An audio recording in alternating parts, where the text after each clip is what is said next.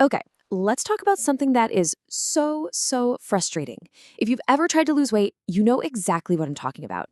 You're doing everything right, you're seeing success, and then bam, nothing. The scale just stops moving.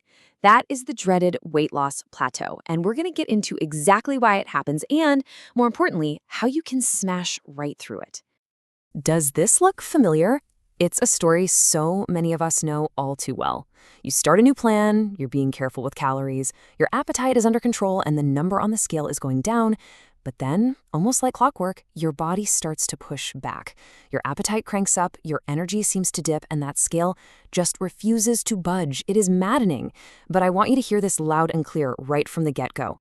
This is not you failing. This is not a lack of willpower. This is your body doing precisely what it evolved to do over thousands of years: protect you. It senses the weight loss, thinks, oh no, famine, and hits the emergency brakes. It's a survival mechanism, plain and simple. And once you understand that, you can start to work with your body instead of against it. So let's get into the science of it. Why does your body put up such a fight? To really get it, we first have to understand how your body spends energy every single day. Think of it like a daily budget. Now, this chart might look a little technical, but it breaks down really simply.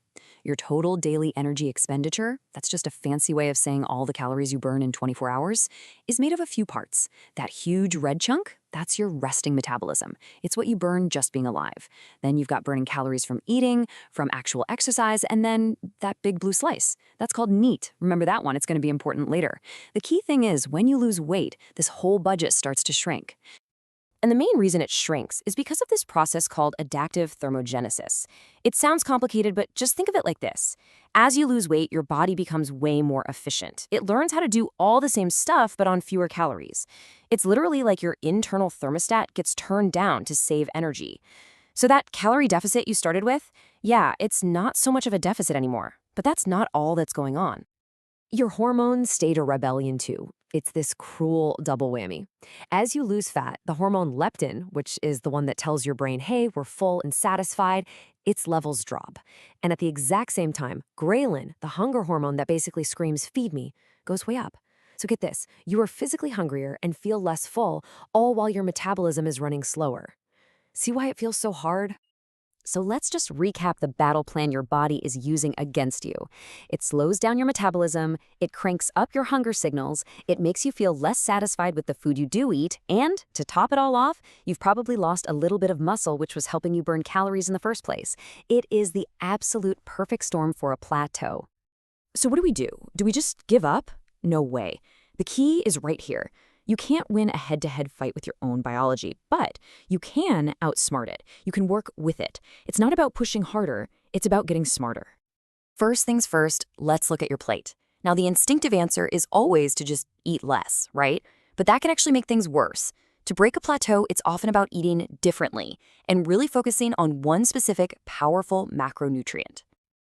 And that hero macronutrient is protein.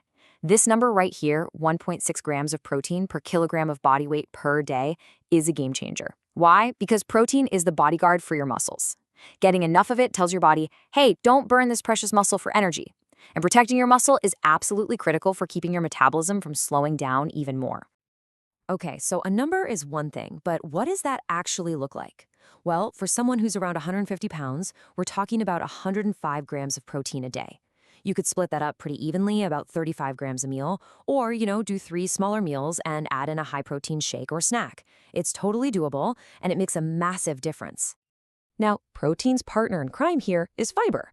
This is your strategy to fight back against that increased hunger. Think about it. If you fill half your plate with veggies and choose whole grains and fruits, you're adding a ton of volume and bulk to your meals. This physically fills up your stomach and keeps you feeling satisfied for way longer, all without adding a ton of extra calories. All right, so we've tweaked the fuel going into the tank. Now let's talk about the engine. And I'm not just talking about the hour you might spend working out. I'm talking about the other 23 hours of the day. Remember that neat thing from the energy budget chart? Non-Exercise Activity Thermogenesis. This is your absolute secret weapon. It's the energy you burn doing, well, everything else. Fidgeting, walking to the car, taking the stairs, even just standing instead of sitting. Here's the crazy part. When you're dieting, your body subconsciously tries to make you do less of this stuff to conserve energy. So we have to consciously ramp it back up. And the best part is how easy this is. You don't have to live in the gym.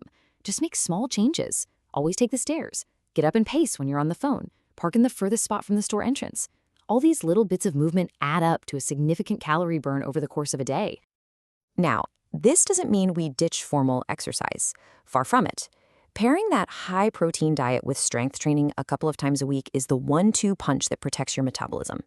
Building and maintaining muscles sends the strongest possible signal to your body to keep your metabolic rate fired up. Okay, so we've covered food and we've covered movement, but there is one last piece of the puzzle, and it might just be the most important. It's all about your mindset and breaking up with the number on the scale. Look at these charts. The big idea here is that weight is not the same as fat. You can have two people who weigh the exact same, but their bodies look and feel completely different because one has more muscle and less fat. If you are strength training and eating enough protein, you might be building dense, healthy muscle while simultaneously losing fluffy, unhealthy fat. The result? The number on the scale might not change, but your body composition, your health, and the way your clothes fit are all improving dramatically. So I'm asking you to start tracking the things that really matter. Forget the scale for a bit and ask yourself these questions instead. How are my jeans fitting? Is my belt on a new notch? Do I have more energy to get through the day? Am I sleeping like a rock? Am I lifting more weight in the gym than I was last month? These are the real signs of progress. At the end of the day, breaking through a plateau isn't about more restriction or punishment. It's about getting smarter and creating a lifestyle that's built on these principles right here. It's about working with your biology.